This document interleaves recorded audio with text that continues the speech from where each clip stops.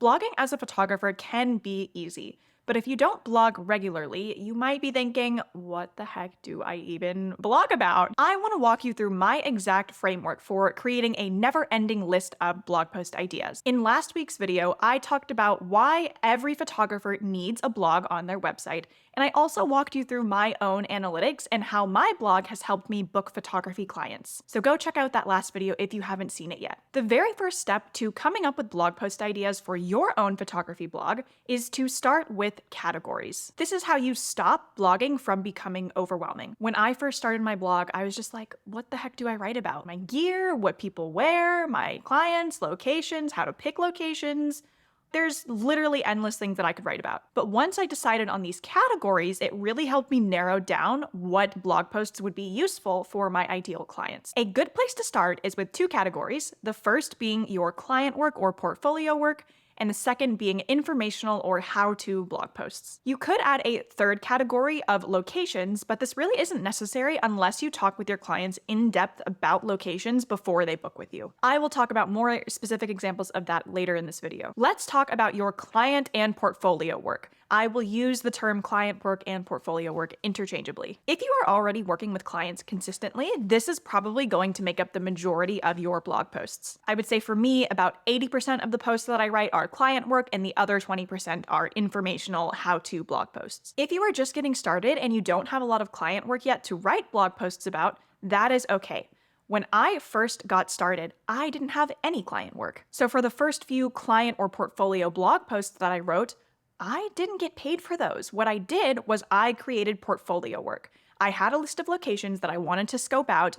I wanted to take photos there, so I found a model through a Facebook group and I said, hey, do you want to go do a test shoot here?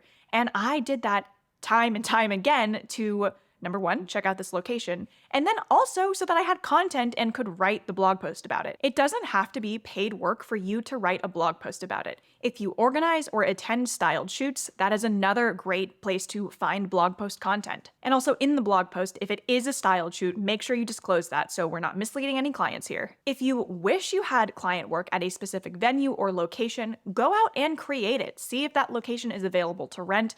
Grab a model from a Facebook group or grab a friend and make the portfolio work. Then when you do have an inquiry, you can send potential clients that link so that they can envision what it looks like to work with you at that location. Now, if you do already have a bigger client portfolio, this gets a little bit easier. You already have the photo part of the blog post, and for the written part, we just want to treat it like a case study. So who was the client? How did they find you? Why did they reach out to you?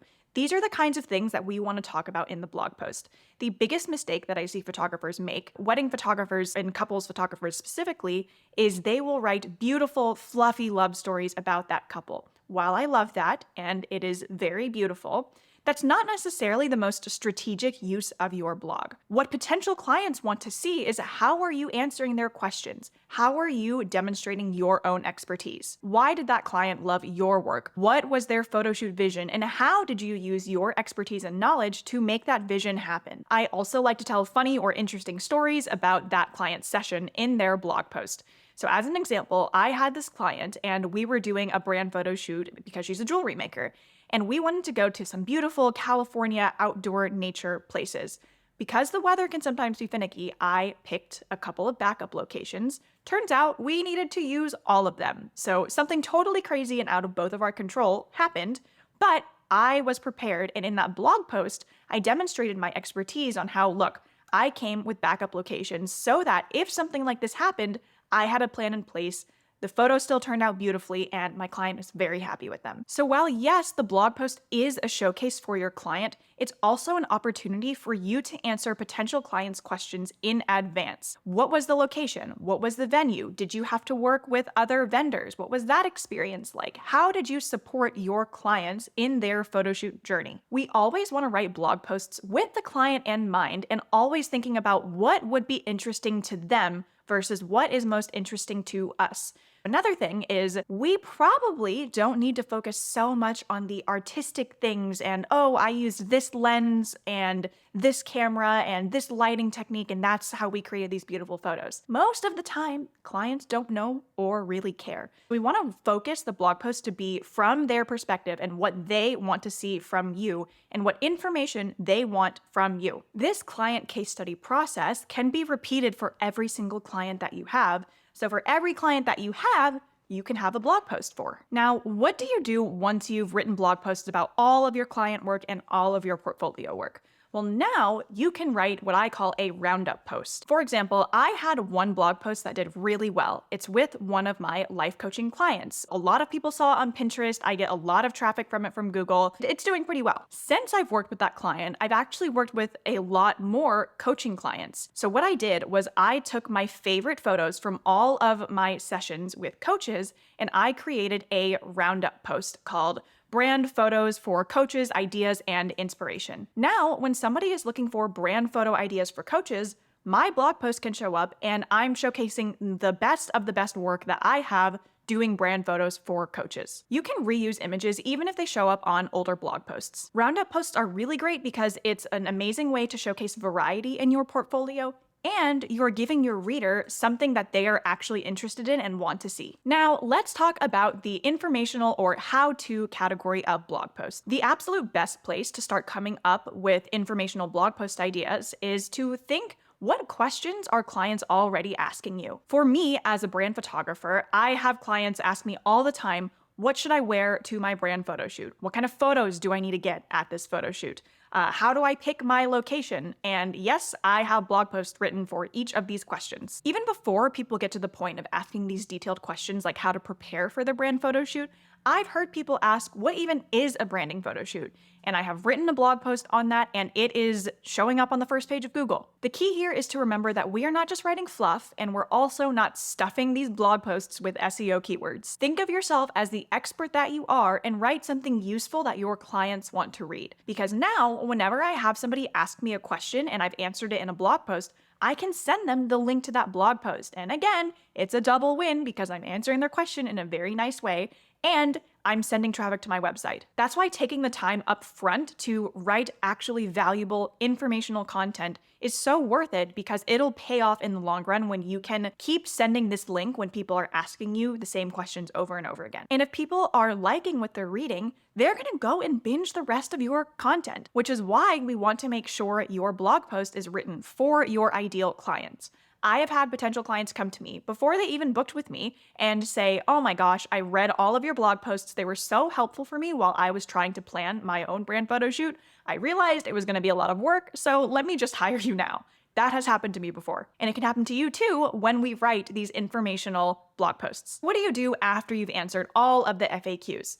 First of all, there's probably new questions that people are asking you, and that is something to keep in mind as you're writing blog posts. Another thing you can do is go back and update old blog posts. So if it's a blog post you wrote months, even years ago, you probably have a lot new updated insights, knowledge on this topic that you can then update your blog post with. This is actually on my to-do list because a lot of my informational blog posts I wrote 3 or 4 years ago. I have grown a lot since then as a photographer. I have a lot more insights and knowledge than I did back then. And so now I can go update that information. Google also loves updated relevant content, so it's a win there too because when Google sees that you're providing good information, it's going to bump you up in the search results, so you're more likely to get found on Google. Another way that you can write informational blog posts is to team up with an industry partner and guest post on each other's blogs. So what that means is you write a guest post on their blog, and they will write a guest post on your blog. This is great for 2 reasons. The first is that you're able to provide your readers with still relevant information,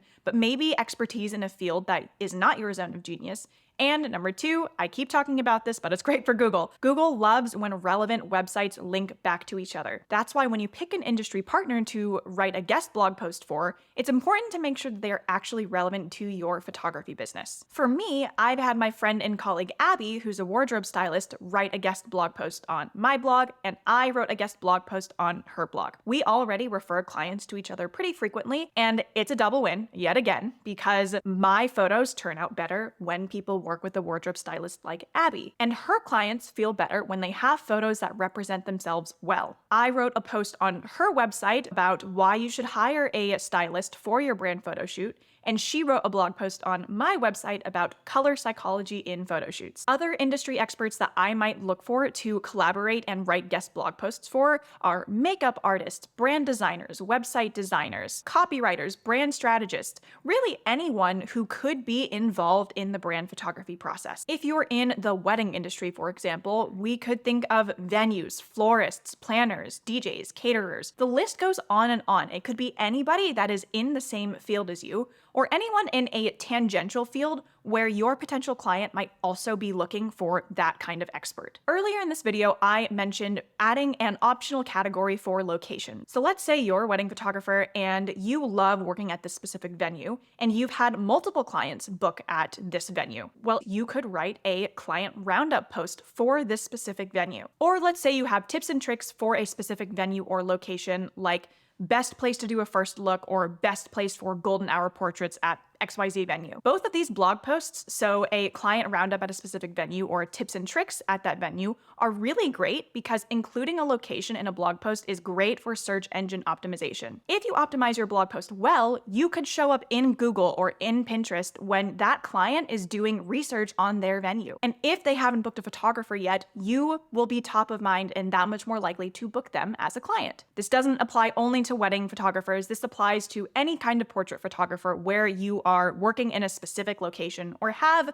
favorite venues or places that you like to work at. One quick note here, if you are writing a blog post about a specific location or venue, please make sure that you have permission to photograph there. Do your due diligence and make sure if it's public or private property, if there are permits in place. We are not out here blasting people's Instagrammable houses and their addresses for the sake of a blog post. We always want to make sure that we are being professionals and know what the rules are of a specific location. When it comes to blogging, it doesn't have to be hard. We really do, as photographers, have a wealth of information. Something that may seem pretty simple to you, like what time of day should I book my photo shoot, might not be simple to your potential clients. By writing a blog post about it, you're telling your potential clients, hey, look, I know what I'm talking about. I am an expert. Here is the answer to your question. Your action plan right now is to come up with 5 blog post ideas. When you have those ideas, drop them in the comments. I would love to see them. In my next video, I am going to show you the website and blogging platform that I use and the tools that I use to create the blog posts and publish them.